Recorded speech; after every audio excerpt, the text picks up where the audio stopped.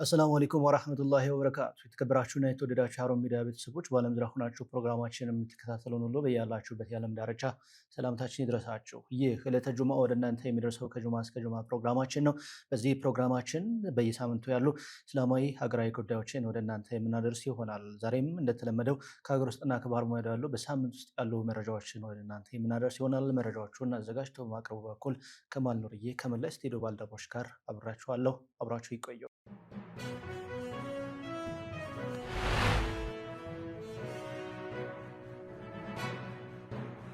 ቀዳሚ መረጃችን የሚሆነው ለጥያቄዎቻችን ምላሽ ለመስጠት በበላይ አመራሩ ቁርጠኝነት ቢኖርም በአስፈጻሚዎች በኩል በደል እየተፈጸመብን ነው ሲሉ የነፋስ ስልክ ላፍቶ ክፍለ ከተማ ሙስሊሞች ተናግረዋል። ይህንን የተመለከተ መረጃ ይሆናል። በአዲስ አበባ ከተማ ነፋስ ስልክ ላፍቶ ክፍለ ከተማ እስልምና ጉዳዮች ምክር ቤት የግማሽ ዓመት የስራ አፈጻጸም አስመልክቶ ትላንት ባካሄደው የውይይት መርሃ ግብር ላይ ተሳታፊዎቹ በመስጅድ ቦታ ጦት ዙሪያ ጠንከር ያሉ ቅሬታዎችን አቅርበዋል። በውይይቱ ላይ እንደተመላከተው በክፍለ ከተማው በርከት ያሉ የመስጅድ ጥያቄዎች ቢኖሩም ለጥያቄዎቻቸው ምላሽ የሚሰጥ አካል ባለመኖሩ ማህበረሰቡ ለከፍተኛ እንግልት ተዳርጓልም ነው ያሉት። አሁን ባለው መንግስት አስተዳደር ዘንድ የህዝበ ሙስሊሙን ጥያቄ ለመመለስ አንጻራዊ ፍላጎት ቢታይም በተዋረድ ባሉ አስፈጻሚዎች ዘንድ ግን ጥያቄዎቻችን ተገቢውን ምላሽ ከመስጠት ይልቅ በቸልተኝነት በደል እየፈጸሙብን ነው ሲሉም ተሳታፊዎቹ ተናግረዋል። በክፍለ ከተማ ውስጥ ምንም አይነት መስጂድ የሌለባቸው ወረዳዎች መኖራቸውን የጠቆሙት አስተያየት ሰጪዎቹ ለመስገድም ሆነ ልጆቻችንን ለማስተማር ከ3 ኪሎ ሜትር በላይ ለመጓዝ ተገድናልም ነው ያሉት። 27 ዓመት ሙሉ መስጂድ ነው ጥያቄያችን። በእኔ ዕድሜ ያለ ልጅ አሊፍን የማያውቁ ጓደኞች አሉኝ። ሐቂቃ አሊፍን የማያውቁ አሊፍ ትቁም ትተኛ የማያውቁ ለምን? የመስጂድ ችግር። መስጂድ ውስጥ ነው እውቀት የሚሰጠው። ሐቂቃ ወረዳችንን ብትዩት መሀል ከተማ የሚባል ቦታ ላይ ነው ያለው። ከጎተራ ጀምሮ እስከ መብራት ኃይል በሚባለው ትልቅ ወረዳ ነው። በዛ ውስጥ ስንት ትውልድ ነው እየማከነ ያለው? 20 ዓመት ሙሉ የመስጂድ ነው ጥያቄያችን። በአመራሮች ጥረት፣ በተለያዩ ሰዎች ጥረት ትንሽዬ መረሳ አለን። ያቺን መረሳ እስከ ክፍለ ከተማ ድረስ አይተዋታል። ሐቂቃ ልጆች የሚቀሩበት ቦታ አጠገቡ ትቦ ያለበት ቦታ ነው እየቀሩ ያሉት። ክረምት ሲመጣ ችግራችን ትልቁ ችግር እንዳለ በቃ ወንዝ በሉት ውስጡ ከማፍሰሱ የተነሳ መሀል ከተማ ላይ ቁጭ ብለን በጣም ብዙ ይሄ ሁሉ ችግሮችን ያሉብን። ትላልቅ ሰዎቻችን ከኛ ካለንበት ከወረዳችን መስጂድ የምናገኘው ሐቂቃ 2 እና 3 ኪሎ ሜትሮችን ተጉዘን እያንዳንዱ የተለያዩ እምነት ተቋማት ሚኒመም በ500 ሜትር ርቀት ላይ የእምነት ተቋም አላቸው። እንደ ወራደ 7 2 እና 3 ኪሎ ሜትሮችን ሂደን ነው እያገኘን ያለን። መስጂድ ለሙስሊሙ ማህበረሰብ የመስገጃ ስፍራ ብቻ ሳይሆን የልጆቻችንን ስነ ምግባር የምንቀርጽበት የማስተማሪያና የማንነታችን መገለጫ መሆኑ አጽንኦት ሊሰጥበት ይገባል ብለዋል። በውይይቱ ላይ ከተነሱ ቅሬታዎች መካከልም ሙስሊሙ ማህበረሰብ ቀድሞ ጥያቄ ባቀረበባቸው ቦታዎች ላይ ሌሎች የእምነት ተቋማት ሰፋፊ የመሬት ተሰጥቷቸው ሲታዩ የሙስሊም ጥያቄዎች ግን ዛሬም በቸልተኝነት መታለፋቸውም ነው ያነሱት። በዓመት 2 ቀን ብቻ የኢድ ሰላት የሚሰገድበት የጋርመንት አካባቢ ማህበረሰብም ያለበት መጠነ ሰፊ የቦታ ጦት እንዱ በጥያቄ የተነሳ ሲሆን በአንድ ወረዳ 27 ዓመት በላይ የመስጂድ ጥያቄ ምላሽ አለማግኘቱና አሁንም በወረዳው አንድም መስጂድ አለመኖሩም ነው የተመላከተው። በዚህ ወረዳ አንድ አስተያየት ሰጪ በሰጡት አስተያየት ገና የ30 ዓመት ወጣት እያለው የመስጂድ ጥያቄ ከአካባቢው ማህበረሰብ ጋር ስናቀርብ ነበር። ነገር ግን ዛሬም የ57 ዓመት ሰው ሁኜ የመስጂድ ጥያቄያችን አልተመለሰም። ዛሬም ጥያቄያችንን እያቀረብን ነው። ከኛ በኋላ በ3 እና በ4 ዓመት ውስጥ ጥያቄ ያቀረቡ የሌሎች የእምነት ተቋማት ግን ሰፋፊ የመሬት ይዞታ ተሰጥቷቸው ይገኛልም ነው ያሉት። ተሳታፊዎቹ በመጨረሻም መንግስት ለቀረቡ ጥያቄዎች በአፋጣኝ ፍትሐዊ ምላሽ እንዲሰጣቸው እየጠየቁ ሲሆን በየደረጃ ያለው አስፈጻሚዎችም የዜጎችን የእኩልነት መብት እንዳከብሩ አሳስበዋል። ይህንን ፕሮግራም ሙሉ ዝግጅቱን በሌላ ዝግጅት ወደ እናንተ የምናደርስ መሆኑን እንገልጻለን። ብሔራዊ ባንክ ባካሄደው ጨረታ አንድ የአሜሪካ ዶላር በ155.05 ብር አማካኝ ዋጋ መሸጡ ተገለጸ። የኢትዮጵያ ብሔራዊ ባንክ ማክሰኞ ጥር 26 2018 ዓ.ም ባካሄደው የ70 ሚሊዮን የአሜሪካን ዶላር ጨረታ 1 ዶላር በ155.05 ብር አማካኝ ዋጋ እንደተሸጠም በወጣው የዋጋ መግለጫ አስታውቋል።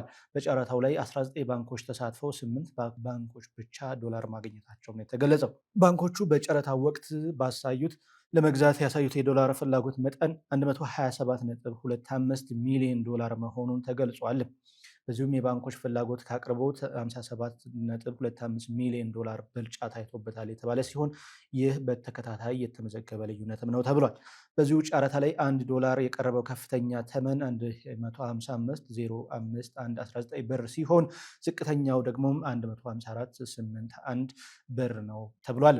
ይህ ዋጋ ባሳለፍነው ሳምንት $1 የተሸጠበት አማካኝ ዋጋ ነበርም ነው የተባለው። ስለ እኔ በጎ አድራጎት ድርጅት የ10 ዓመታት የስኬት ጉዞውን በሸራተን አዲስ አከበረ። ሴቶችን ለማብቃትና በበጎ አድራጎት ተግባራት ላይ ሰፊ ስራ እየሰራ እንደሚገኝ የተገለጸው ስለ እኔ አቅም ግንባታና የበጎ አድራጎት ድርጅት 10ኛ ዓመት የምስረታ በዓሉን ጥር 27 2018 ዓ.ም በሸራተን አዲስ ሆቴል በደመቀ ሁኔታ አክብሯል። የድርጅቱ መስራችና የቦርድ ሰብሳቢ ሚስ መካነ ሰላም መሐመድ በመርሃ ግብሩ ላይ እንደገለጹትም ተቋሙ ባለፉት 10 ዓመታት ሴቶችን መሰረት ያደረገ 3 አበይት ትኩረት መስኮች ቀርጾ ሲንቀሳቀስ ቆይቷልም ብለዋል። ድርጅቱ ከመንግስትና ከግል ከሃይማኖት ተቋማት ጋር በቅንጅት በመስራቱ እስካሁን ከ25,000 በላይ ሴቶችን የስልጠና ተጠቃሚ ማድረግ መቻሉ ነው የተገለጸው። ሚስ መካነ ሰላም አክለው እንደገለጹትም ተቋሙ ከስልጠና ባለፈ በሴቶች ላይ የሚነገሩ የተሳሳቱ አመለካከቶችን በጥናትና ምርምር በመለየት የመፍትሄ እርምጃዎችን ሲወስድ መቆየቱን የጠቆሙ ሲሆን በበጎ አድራጎት ዘርፍም እምነት፣ ብሔርን ሳይለይ ለተቸገሩ ሴቶች የማዕድ ማጋራት፣ የአስቤዛና የገንዘብ ማቋቋሚያ ድጋፎች በማቅረብ ረገድ አርአያነት ያለው ተግባር ማከናወኑን ተመላክቷል። በዚህ የምስረታ በዓል ዝግጅት ላይ የኢትዮጵያ እስልምና ጉዳዮች ጠቅላይ ምክር ቤት የፕሬዝዳንት ጽሕፈት ቤት ኃላፊ ኡስታዝ አቡበክር አህመድ፣ የህዝብ ተወካዮች ምክር ቤት አባል ኡስታዝ ካሚል ሸምሱና የአዲስ አበባ ዩኒቨርሲቲ ረዳት ፕሮፌሰር ኢድሪስ መሐመድ እንዲሁም የመገናኛ ብዙሃን የበጎ አድራጎት ድርጅት ኃላፊዎችም መታደማቸው ተገልጿል። የትግራይ ሙስሊም ሴቶች ማህበር 125 ሰልጣኞችን በተለያዩ የሙያ ዘርፎች አስመረቀ። ከሁለት አስርት ዓመታት በላይ በማህበራዊና ኢኮኖሚያዊ ዘርፎች ሲንቀሳቀስ የቆየው የትግራይ ክልል ሙስሊም ሴቶች ማህበር ከአጋር አካላት ጋር በመተባበር በተለያዩ የሙያ ዘርፎች ያሰለጠናቸውን 125 ሴቶች አስመርቋል። ማህበሩ ሰልጣኞችን በልብስ ስፌት እንዲሁም በምግብ ዝግጅት ሙያ ያሰለጠናቸው ሲሆን ስልጠናውም በልዩ ልዩ ችግር ውስጥ የሚገኙ ሴቶች ራሳቸውን ችለው ወደ ስራ እንዲሰማሩ ለማስቻል ያለመ መሆኑን የተገለጸው የማህበሩ ስራ አስኪያጅ ወይዘሮ ነስራ አህመድ በምርቃቱ ላይ እንደተናገሩትም ማህበሩ ሙስሊም ሴቶች በሙያ በቅተው ራሳቸውን እና ቤተሰቦቻቸውን እንዲሁም ሀገራቸውን እንዲጠቅሙ ለማድረግ መሰል ተግባራዊ ስልጠናዎችን አጠናክሮ ይቀጥላለን ብለዋል። ስራ አስኪያጁ አክለውም ማህበሩ የጀመራቸውን ሰብአዊና ልማታዊ ስራዎች ይበልጥ ለማስፋት የመንግስት የቦታ ድጋፍ እንደሚያስፈልገው የጠቆሙ ሲሆን እንዲሁም ሙስሊሙ ማህበረሰብ ከማህበሩ ጎን በመቆም አስፈላጊውን ድጋፍ እንዳደርግም ነው ጥሪያቸውን ያቀረቡት። የትግራይ ክልል ሙስሊም ሴቶች ማህበር ላለፉት 21 ዓመታት በክልሉ የሚገኙ ሴቶችን አቅም በመገንባትና ዘላቂ ለውጥ በማምጣት ረገድ ጉልህ ሚና እየተጫወተ እንደሚገኝ ተገልጿል። በጀሞ 2 አዲስ ለሚገነባው ነስር መስጂድ ሙስሊሙ ማህበረሰብ እንዲረባረብ ጥሪ ቀረበ። በሸገር ከተማ አስተዳደር ሙዳፉሬ ወረዳ የጀሞ 2 ኮንዶሚኒየም እና የአካባቢው ሙስሊም ነዋሪዎች ለረጅም ዓመታት በመስጂድ እጦት ሲንገላቱ እንደነበር ተገልጿል። ረጅም ዓመት ጥያቄያቸው ፍሬ አፍርቶም በዛሬው ዕለት ጀሞ 2 ልዩ ስሙ ሸገር ማዞሪያ አካባቢ የመስጂድ ቦታ ተቀብለው የግንባታ ማስጀመሪያ መርሃ ግብር ተካሂዷል። በግንባታ ማስጀመሪያ መርሃ ግብሩ ላይም የሸገር ከተማ መጅሊስ ተቀዳሚ ምክትል ፕሬዚዳንት ሼህ ሰይድ ሁሴን ቡራዩና የሸገር ከተማ መስጂድና ልማት ተጠሪ ኡስታዝ ሲራጅን ጨምሮ የከተማዋና የክፍለ ከተማ መጅሊስ አመራሮች በርካታ የአካባቢው ሙስሊሞች ተገኝተው የጁምዓ ሰላት ተሰግዷል። በዛሬው ዕለት የግንባታ ማስጀመሪያ መርሃ ግብሩ የተካሄደው ነስር መስጂድ የከተማዋን ስታንዳርድ በጠበቀ መልኩ ግንባታው እንደሚካሄድ የተገለጸ ሲሆን ለመስጂዱ ግንባታ እውን መሆንም ሁሉም ሙስሊም ማህበረሰብ እንዲረባረብም ነው ጥሪ የቀረበው። ጀሞ 2 ኮንዶሚኒየም ለረጅም ዓመታት በመስጂድ እጦት ምክንያት ሲንገላቱ እንደነበረና የጥያቄያቸው ምላሽ በማግኘቱ መደሰታቸውን ገልጸው ግንባታው እንዲጠናቀቅ ሙስሊም ማህበረሰብ እንዳግዛቸውም ጥሪ አቅርበዋል። እየተከታተላችሁ የምትገኙት ከሃሩን ሚዲያ ወደ እናንተ ያለ ከጁማ እስከ ጁማ ፕሮግራማችን ነው። በዚህ ፕሮግራማችን ላይ በሳምንት ውስጥ ያሉ ሀገራዊ እንዲሁም ዓለም አቀፋዊ ኢስላማዊ ጉዳዮችን ወደ እናንተ የምናደርስ ይሆናል። በፕሮግራማችን ላይ ሀሳብ አስተያየት ካላችሁ እንዲሁም በዚህ ፕሮግራም ላይ ምርትና አገልግሎታችሁን ማስታወቅ የምትሹ ከሆነ በሃሩን ሚዲያ የተለያዩ አድራሻዎች ልታገኙን ትችላላችሁ። አሁን ከባህር ማዶ ያገኘናቸውን መረጃዎች ወደ እናንተ እናደርሳለን። ታንዛኒያ ለእስላማዊ ባንኮች አገልግሎት አዲስ የህግ ማዕቀፍ አስተዋወቀች። የታንዛኒያ ማዕከላዊ ባንክ ኦፍ ታንዛኒያ ለኢስላሚክ ባንክ አገልግሎትና ወለድ አልባ የባንክ አገልግሎት በመስኮት ለሚሰጡ አጠቃላይ የህግ ማዕቀፍ ይፋ አድርጓል። ደንቡ የፈቃድ አሰጣጥን፣ የአስተዳደርና የሸሪዓ ተገዥነት መርሆችን፣ የፋይናንስ አወቃቀርና ያልተፈቀዱ ገቢዎችን አያያዝ ያካተተ መሆኑ ነው የተጠቆመው። በአዲሱ ደንብ መሰረትም በኢስላሚክ ባንክ አገልግሎት ሰጪነት ስራ የሚጀምር ማንኛውም አካል ግብይትም ሆነ አሰራር ስርዓትን ጨምሮ ሁሉንም አገልግሎት ከሸሪዓ መርሆች ጋር ሙሉ በሙሉ በሚጣጣም መሆኑን እንዲያሳይ ይጠበቅበታል ተብሏል። ከወለድ ነፃ የባንክ አገልግሎት በመስኮት ደረጃ ማስጀመር የሚፈልግ መደበኛ ባንኮችን በቅድሚያ ከታንዛኒያ ማዕከላዊ ባንክ የብቃት ማረጋገጫ ማግኘት እንደሚኖርባቸው ነው የተገለጸው። ባንኮቹ የአስተዳደር ስርዓቱን፣ የሂሳብ አያያዝና ፖሊሲዎችን እንዲሁም የሰራተኞችን ቁጥጥርና የገንዘብ ወለድ ላይ